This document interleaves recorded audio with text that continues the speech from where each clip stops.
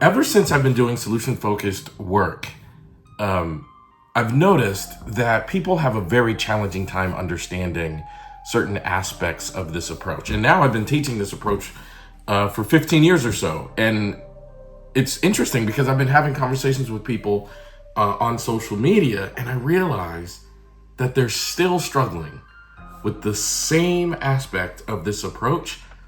And I want to address it because once you understand this, you become a better solution-focused brief therapist and even a better therapist in general, regardless of what you do. So I want to get into it today because I think it's a really, really important thing. And here's what I noticed.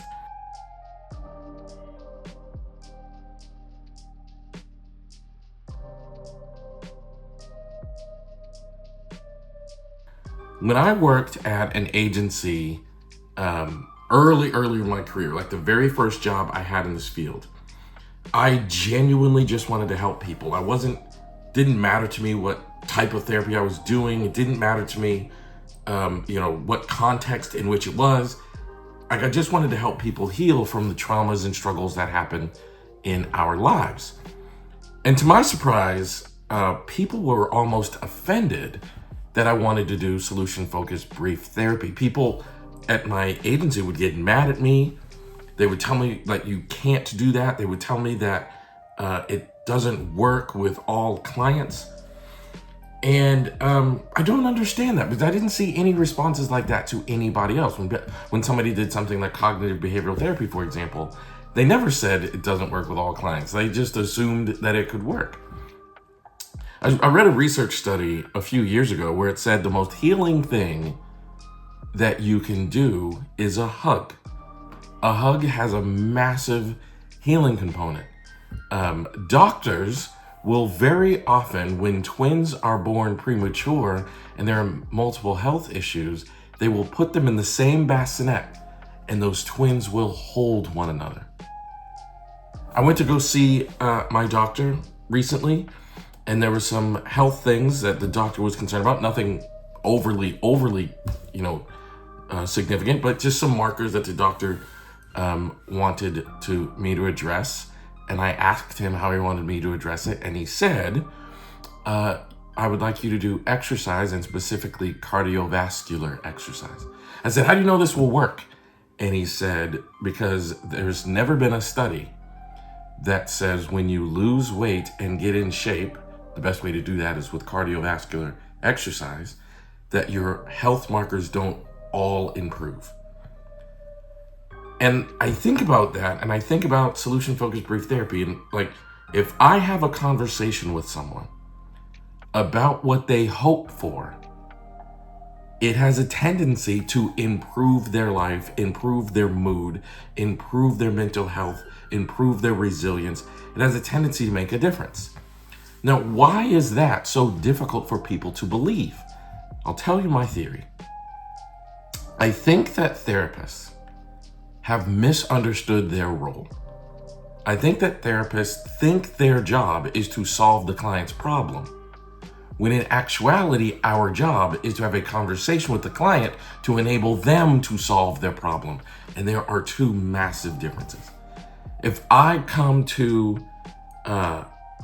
client comes to me and the client tells me they have a problem, let's say depression, if I'm thinking in my head, I gotta tell this client something to solve their problem, that's gonna guide my conversation very differently than if I understand my job is to have a conversation with this client that will make them feel uplifted, feel motivated, feel better, feel the type of thing that will lead to them solving their depression. When I went to go see my doctor and he told me he was concerned about certain things he saw in my blood test, specifically sugar levels, he didn't think like, how do I get this guy to solve this? How do I solve this problem? He thought, I've got to talk to him in a way that allows him to feel better. And he didn't just tell me, look, go do cardiovascular exercise. We had a lengthy conversation about health, about my life. And I walked away from that feeling like, okay, it's time to do something. That's the point of psychotherapy, is your client needs to be able to walk away from the session feeling like, okay, it's time to do something. Like, all right, I'm ready to go. I need to start, eating right, maybe, or I'm thinking about a client that might have depression, right? Like the things, I need to start treating myself better. I need to start focusing on good things that make me happy, whatever it is. But the goal of the therapy should always be to shift the client into a place where they can address their own problem. The client is the expert on their lives. You aren't. And the thing that's interesting, like when I watch other therapists practice and they give advice to their client in the attempt to solve their client's problem, they're not often wrong. Like if I tell a client who is struggling with depression, I want you to wake up tomorrow and go for a run. I read a research study that says people who run 30 minutes a day tend to have increased mood because of the oxygen that they breathe through their lungs. Or if I read a research that said that, and I have read research studies that say that, you're right. If the client were to do that tomorrow, they would probably feel better. But where we get into trouble is the client's not going to do it unless you do some sort of healing work. And then when you do that healing work, the client is almost unstoppable. I don't even have to tell them the ideas. They will do the thing. So I wanted to make this video because I want to remind people in my field, we are not problem solvers. We're human condition improvers. We are healers. And when a client feels healed, feels loved, feels supported, they become infinitely better at solving problems, and we become infinitely better at our job. This is exactly why solution-focused brief therapy is effective with any client issue that may come up.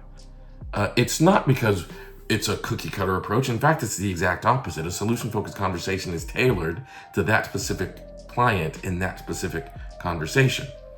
But it's not the belief of like we think we can deal with anything. It's just that we understand when you have a conversation with someone where hope is a part of the dynamic, then what they do and how they live their life is impacted regardless of the problem.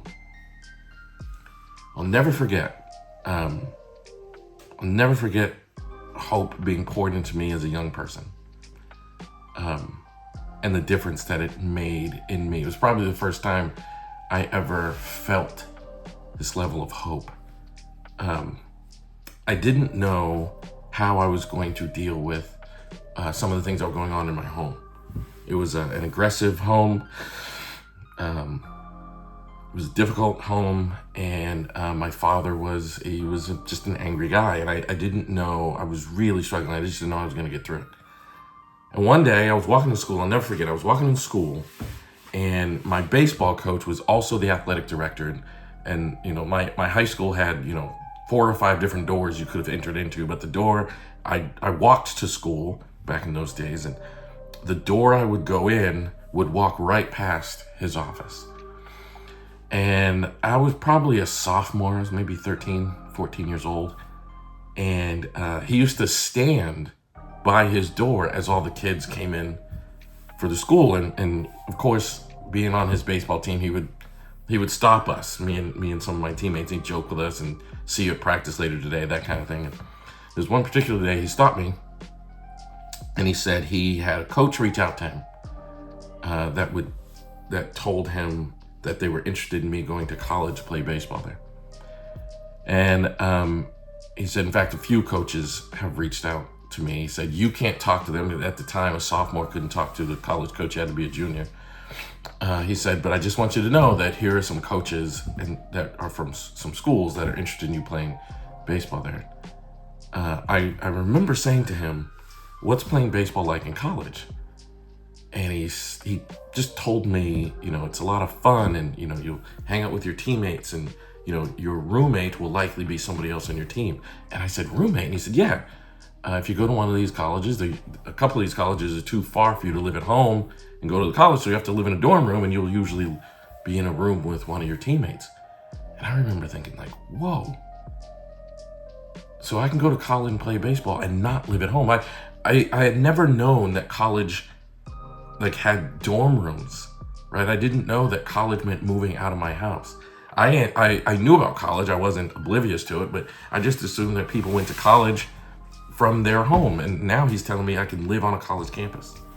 And he's telling me that there are coaches who want me to go to their college. And all of a sudden I had so much hope for my future. I had hope that if I could get through these high school years, regardless how difficult it was, and do well enough in school and do well enough athletically, I could go to one of these colleges, which meant I could move out of my house. My hope wasn't I'd become a professional or anything like that. My hope was I could go to one of these colleges, move out of my house at an earlier age. And that was a massive motivator to me. I didn't have that hope before that conversation. I did have that hope after that conversation. My grades immediately went up. The level of effort I put into my athletic abilities went up. I was working hard. I was practicing. I was doing all these things. And I sustained it throughout the rest of my high school years. That's what a conversation about hope will do. For some reason, it's hard for professionals to think that, and I genuinely believe it's because we misunderstand our role. My coach's job wasn't to solve my issues, and I had several that I was going through at that time. My coach's job was to build me up and make me resilient. I'm sure he didn't realize, maybe did, the impact it was having on me, but it completely changed my life forever. And it changed my life in one conversation. So when people say to you, that solution-focused brief therapy can't work with any problem, or there's no way you can be impactful in a short amount of time, show them this video and remind them that our job is and has always been about healing. And that's exactly why conversations about the future make a difference.